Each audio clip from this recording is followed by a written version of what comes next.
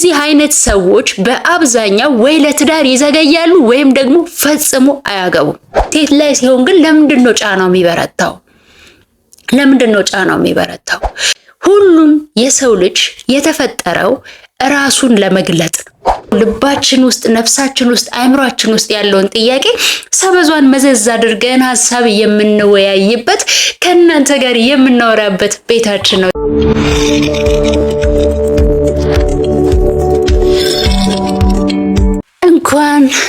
እንኳን ወደ ፔሪስ ፐርስፔክቲቭ ቤት በሰላም መጣችሁ። ፔሪ ነኝ የኔ ውድ ቤተሰቦች። ለዚህ ቤት አዲስ የሆናችሁ ሰብስክራይብ ብታደርጉ እዚህ ቤት በነፃነት ብዙ ነገሮች ይወራሉ። በህይወት ልምድ በማንበብ ከሌሎች ሰዎች ተሞክሮ እንዲሁም የራሳችንን የነፍስ ጥያቄ የምናንጸባርቅበት ቤት ነው። ብዙ ሀሳቦች ይነሳሉ፣ ስለ ፍቅር፣ ስለ ትዳር፣ ስለ ማንነት፣ ስለ ራሳችን በጠቅላላው ልባችን ውስጥ ነፍሳችን ውስጥ አእምሯችን ውስጥ ያለውን ጥያቄ ሰበዟን መዘዝ አድርገን ሀሳብ የምንወያይበት ከእናንተ ጋር የምናወራበት ቤታችን ነው። የኔ ውድ ቤተሰቦች አብራችሁኝ ስለሆናችሁ እኔ ቤት ስለተገኛችሁ ከልብ ነው የማመሰግነው። ዛሬ የምንጨዋወተው ምን መሰላችሁ?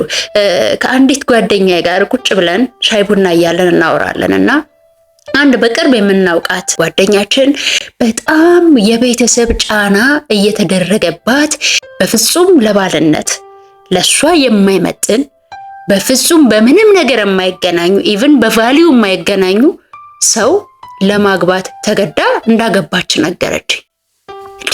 ያልኩት በጣም ነው የተገረምኩት። በጣም ለምን የልጅቷን ባህሪ አውቃለሁ፣ ቫልዩ የምታረገውን ነገር አውቃለሁ። ምን ያህል ጫና ቢደርስባት ነው ያለ ዝግጁነቷ በስርዓት የማታውቀውን ሰው በተለይ ደግሞ ከምንም በላይ በምንም አይነት ነገር ሊግባቡና ሊጣጣሙ ኮምፓቲብል ካልሆነ ፐርሰናሊቲ ካለው ሰው ጋር እንዴት አድርጋ ትዳርን መመስረት ወደደች ብዬ በጣም ጥያቄ ሆነብኝ የእውነት። ለምን ልጅቷን በቅርበት አውቃት ስለነበረ።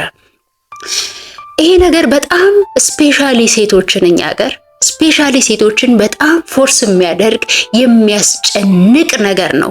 ከልማድ ከባህል ከተነሳ ነገር አንጻር ሴት ልጅ የሆነ ከ30 ካለፈች ከ27 ከ28 ካለፈች በቃ ቤተሰብ አግቢ ዋጋ የለሽ ምናምን ወደሚል ነገር ይወስዳታል። አንድ ነገር ጥያቄ እኔ ውስጥ ጫረብኝ እና የማምንበትን ሐሳብ ከእናንተ ጋር ሼር ማድረግ ፈለኩኝ።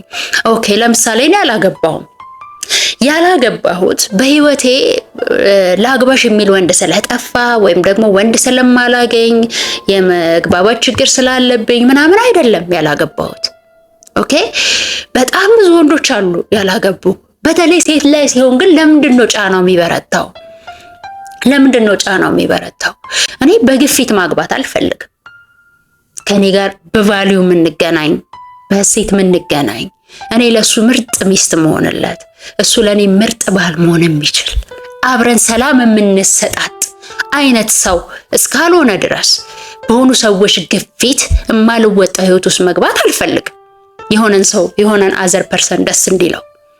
ምክንያቱም የኔ ህይወት የኔ ነው፣ የዛ ሰው ህይወትም የዛ ሰው ነው።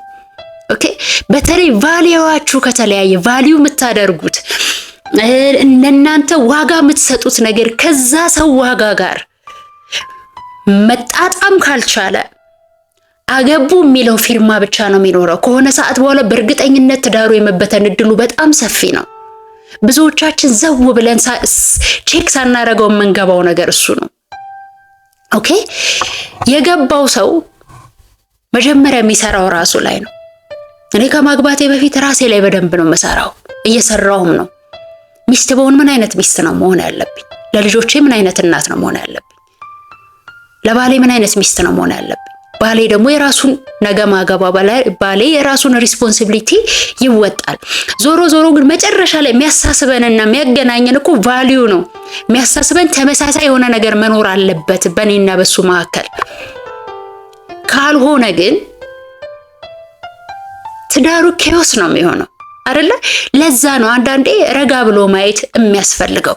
ከሱ ባሻገር ግን ከዚህ ሐሳብ ልውጣና እኔ ሰዎች የተፈጠሩበትን ዓላማ ምን እንደሆነ ቢያውቁ ደስ ይለኛል። ሁሉም የሰው ልጅ የተፈጠረው ራሱን ለመግለጥ ነው። ኦኬ የሰው ልጅ የተፈጠረው ራሱን ለመግለጥ ነው፣ ሴትም ይሁን ወንድ። ኦኬ የሰው ልጅ ራሱን የሚገልጥበት መንገድ ምን አይነት ነው? ራስ መግለጥ ማለትስ ምንድን ነው ስንል የሰው ልጅ በሁለት አይነት መንገድ ራሱን ይገልጣል። ለዓለም ራሱን ይገልጣል። እግዚአብሔርም በእኛ ላይ ገልጧል ራሱን። እኛም እየተገለጥን ነው የምንሄደው። የሰው ልጅ ፍጥረት ያ ነው፣ ዘር መተካት ወይ መገለጥ። ኦኬ በዚህ ወይ ስንሄድ ሁለት አይነት ሰዎች አሉ። አንደኛው መገለጥ በጣም ስራ የማይፈልግ ልፋት የማይፈልግ በጣም ሲምፕል ነው። እሱም ምን ይባላል? ማግባትና መውለድ። ልክ ስትወልዱ ራሳችሁን ገለጣችሁ ማለት ነው። ኦኬ ሌላ ፊሎሶፊ ያስፈልገውም። ትተኛላችሁ፣ ራሳችሁን ትገልጣላችሁ። ሁለተኛው ግን በስጋ አይደለም የሚገለጠው፣ በታለንት፣ በፓሽን፣ በፈጠራ ነው የሚገለጠው። ኦኬ እናንተ የትኛዎቹ ሰዎች ናችሁ ነው ትልቁ ጥያቄ። ለምሳሌ የሆነች ሴት ማግባት እና መውለድ የሷ የነፍሷ ጥሪና ስኬት እሱ ከሆነ ለሷ ማግባትና መውለድ ያ ለሷ ስኬቷ ነው። ስኬት አይደለም ምናምን ብትሉት ፎልስ፣ ስህተት ያላችሁት እናንተ ናችሁ። እቺ ሴት የተፈጠረችበት ዓላማና ፐርፐዟ አግብቶ ዘር መተካትና በመውለድ ራስን መግለጥ ከሆነ ያቺ ሴት በባሌም አለ በቦሌ ነፍሷ የሚያርፈው እረፍት የምታገኘው ወንዱም ቢሆን ነፍሱ የሚያርፈው ሲያገባና ሲወልድ ነው። የሚገለጡት በአካል ነው እነሱ። ኦኬ ሁለተኞቹ ሰዎች ግን ማግባት የነሱ ፐርፐዝ ነው ብሎ አያምኑም። የነሱ ፐርፐዝ ማግባት ላይሆን ይችላል። የነሱ ፐርፐዝ ፈጠራ፣ ለሰዎች መትረፍ፣ በዛ ሀብት ማካበት፣ በነሱ ፈጠራ በነሱ ስራ ብዙዎችን ማዳን፣ ለብዙዎች መትረፍ፣ ይሄ አለ አይደለ፣ በቢዝነሱ ሊሆን ይችላል፣ በሕክምናው ሊሆን ይችላል። በጣም መራቀቅና በፈጠራ በችሎታ በጥበብ ራሳቸውን መግለጥ ነው። እነዚህ አይነት ሰዎች በአብዛኛው ወይ ለትዳር ይዘገያሉ ወይም ደግሞ ፈጽሞ አያገቡም። ኦኬ እንደዚህ አይነት ፐርሰናሊቲ ያላቸውን ሰዎች ካላገባችሁ እያላችሁ ፎርስ አታድርጓቸው። የነሱ የተጻፈላቸው የመገለጥ መስፈርትና ሂደት ጥበብ ነው። ኦኬ በግድ እኔን ካልመሰልክ ሲባል ነው የሆነ ነገር ክላሽ የሚያደርገው። እነዚህ በመጋባት በመዋለድ ዘር ማብዛት፣ ሰውን ማስቀጠል፣ ዘርን ማስቀጠል፣ የህዝብን ህይወት ማብዛት የነሱ ምንድነው? ፐርፐዝ ነው። ኦኬ የሰው ልጅ ዘሩ እንዳይጠፋ እነዚህ ሰዎች እነዚህ ፐርፐዝ የተሰጣቸው ሰዎች አሉ። እንዲጋቡ፣ እንዲወልዱ፣ እንዲባሱ፣ መውለድ ማህፀነ እርጥብ የሚባሉ ሰዎች አሉ አይደል? ወንዱን በቃ ቶሎ እንቁላል የሚሰብር የሚባል የስ ፐርፐዛቸው ማብዛት ዘር እንዳይጠፋ የሰው ዘር እንዳይጠፋ የማድረግ ፐርፐዝ የተሰጣቸው ሰዎች አሉ። ሁለተኞቹ ግን በሱ አይደለም ፐርፐዛቸው። ኦኬ እነዛ የተወለዱት ሰዎች በፈጠራ ስራ መፍጠር፣ በፈጠራቸው ሲታመሙ ማዳን፣ ፈጠራቸው በፈጠራ ምንድነው እንዲገለጡ የተፈጠሩ ሰዎች አሉ። እነዛ ሰዎች ብዙ ጊዜ ደግሞ አያገቡም። ካገቡ ራሱ ትዳርን እንደ ፐርፐዙ ለያዘ ሰው ምቾት ስለማይሰጡ ዲቮርስ የማድረግ እድላቸው ደግሞ በጣም ሰፊ ነው። ለምን? ነፃነት ይፈልጋሉ። ለመፍጠር ነፃነት ይፈልጋሉ። ለማሰብ ነፃነት ይፈልጋሉ። እነዛን አይነት ሰዎች በባህልም በሃይማኖትም በሌላ መንገድ ፑሽ እያደረጉ አስገድዶ ትዳር ውስጥ ማስገባት ኪዮስ ነው ያለው። የሰዎቹን ፐርፐዝ ነፍሳቸውን መስማትና ማወቅ ያስፈልጋል። እንደዚህ አይነት ሁኔታ ውስጥ ያላችሁ ሰዎችም ይሁን ቤተሰብ ከሚላችሁ ነገር በላይ እናንተን የምትሉት ነፍሳችሁ እናንተን የምትጠይቀውን ነገር ማወቅና መገንዘብ አለባችሁ። እናንተ ሙሉነት የሚሰማችሁ መገለጥ የሚሰማችሁ ስታገቡ ከሆነ ወንድም ይሁን ሴት በቃ የእናንተ ስጦታ ትዳርና ልጅ ነው። አግቡ፣ ውለዱ። እናንተ የተባረካችሁት በሱ ነው። ስለዚህ ነገ ዛሬ እያላችሁ ጊዜያችሁን አታባክኑ። ኦኬ ትክክለኛ የናንተ ፐርፐዝ መገለጣችሁ በስጋ ነው። እነዛኛዎቹን ግን ፎርስ አድርጋችሁ ወደዚህኛው ሲስተም ለማምጣት ስትሞክሩ ከነዛ ጋር መስማማት ስለማይችሉ ዘር ከተፈጠረ ምንም ካለ በኋላ ኪዮስ ነው የሚፈጠረው። ኦኬ እነሱ መስራት መፍጠር ለብዙዎች መትረፍ በራሪ የሚባል ነፍስ ያላቸው ሰዎች ከሆናችሁ ተዋቸው፣ አታስገድዷቸው። እንደዛ አይነት በፈጠራ መገለጽ የተፈጠሩ ሰዎች ነፍሳቸው ነው የምትመራቸው። ሰዎች ፎርስ ሊያደርጓቸው አይገባም። ኦኬ አሁን እቺ ልጅ በእርግጠኝነት በጣም ከባድ ሲቹዌሽን ውስጥ የምትገባ ሴት ነች። በእርግጠኝነት ለባሏም ጥሩ ሚስት ትሆናለች ብዬ አላስብም። እሷም ጥሩ ባሏ ይሆናል ብዬ አላስብም። በቫልዩ አይገናኙም። ጭራሽ የሚስማማ ማንነት ያላቸው ሰዎች አይደሉም። በምንም ማለት ነው በምንም። ብዙ ማውራት ስላልፈለኩ ነው፣ ዲቴይል የማውቀው ነገር ስለሆነ ነው ስለ ወንድየው። ደን ፊል አረኩ። ታውቃላችሁ የሆኑ ሰዎች በግድ ተገደው የሆነ ነገር ውስጥ እንዲገቡ ሲደረጉ አይመጣውም። ሰው ለራሱ ምርጫ ራሱ እንዲያውቅበት እድል ስጡት። እኔ ትዳር በጣም ደስ የሚል ነገር ነው። መውለድ በጣም ደስ የሚል ነገር ነው። ኦኬ ለነዛ ሰዎች ደግሞ ፈጠራ በጣም ደስ የሚላቸው ነገር ከመውለድም ከማግባትም በላይ የኔ ደስታ ደስ ሊል ይገባል ብላችሁ ወደ እናንተ መጎተት ትክክል አይደለም። ያም ሰው ደግሞ ማግባት ምንድነው ምንጭ እንትናለ ዝም ብለ ቢዝነስ አትሰራም፣ ራስን አታሳልፍም፣ የምን ትዳር የምን ልጅ ካለ ያኛው ይሄኛውን ሰውዬ ደግሞ መንገድ እያሳተው ነው ማለት ነው። ስለዚህ ራሳችሁ ወቁበት፣ የቱ ጋር ናችሁ?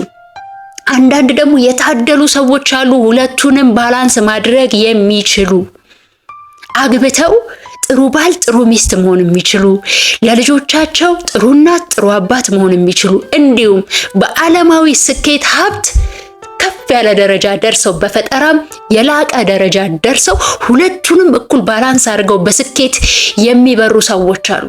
እነሱን ለመሆን በጣም መታደል ይጠይቃል፣ የራስም ጥረት ይጠይቃል። እኛ የቱ ጋር ነን ነው? ኦኬ እኔ በዛውኛውም መንገድ አለው በፈጠራውም የላቀ ነገር የራስ የሆኑ ነገሮች እንዲኖሩኝ የምፈልጋቸው ብዙ ክሬቲቪቲዎች አሉ። ነገር ግን ለትዳርም ትልቅ ክብር አለኝ። የተባረከ ትዳር የተባረከ ልጅ እንዲኖረኝ እፈልጋለሁ። ሁለቱም ባላንስ አድርጌ መሄድ ነው የምፈልገው እኔ እግዚአብሔር ቢፈቅድ። ሁለቱም ግን ባላንስ አድርጎ መሄድ የበለጠ ቻሌንጅ እንደሆነ አውቃለሁ። ኦኬ ያ ከሆነ እግዚአብሔር የፈቀደውን የናንተን ስጦታ የናንተን ፐርፐዝ መለየት ያለባችሁ እናንተ ናችሁ እንጂ ሰዎች ፎርስ ስላደረጓችሁ ቤተሰቦቻችሁ አግባ ውለጂ ስላሏችሁ ብቻ የማይሆን አዘቅት ውስጥ ገብታችሁ ለተፈራውም ልጅ ለተወለዱት ልጆችም ሰቆቃ ከመሆን ያላመናችሁበትንም ነገር ካለማድረግ ራስን በደንብ ማድመጥ መለማመድ፣ ነፍስን በደንብ መስማት መለማመድ፣ የተፈጠራችሁበትንም ፐርፐዝ ለማወቅ በደንብ ከራሳችሁ ጋር ጊዜ ማሳለፍ ብትለማመዱ ደስ ይለኛል። የሰው አስተያየት የሰው አፍን እንዴት ሪፍሌክት ማድረግ እንዳለባችሁ መለማመድ ካልቻላችሁ ሰው ባወራ ቁጥር በነፈሰበት የምትነፍሱ ከሆነ በኋላ የምትገቡበትም ትዳር ስኬታማ ላይሆን ይችላል። አላገባም ብላችሁ ትታችሁም ደግሞ በህይወት ዳክራችሁ ልታልፉም ትችላላችሁ። ደን የትኛው ነው የናንተ አግብቶ ወልዶ ዘር የሚተካው ወይስ ደግሞ በፈጠራ ልቀት ብቻ የሚሄድ ለሱ ጋብቻና ትዳር ያልተፈቀደ የትኛው ናችሁ? ኦኬ ስለዚህ አንዳንድ ነገሮችን በዚህም ወይ ማየት ያስፈልጋል። ተጭነን ወደማይሆን ስህተት ባንሄድ። ይሄ የኔ እይታ ነው፣ የኔ ፐርስፔክቲቭ ነው። በሃይማኖት የተለየ ጌታ አለ፣ በተለያየ ነገር አለ። አንዳንዴ ኩዌሽን የምታረጉት ነገርም አለ አይደለ? ሃይማኖትም ላይ ቢሆን ኩዌሽን የምታረጉት ነገር አለና ሁሉም ሰው ለተመሳሳይ ነገር የምር ተፈጥሯል ወይ? እስቲ የእናንተን መረዳት በንጹህ ኮመንት ስድብ ምናምን ተውት።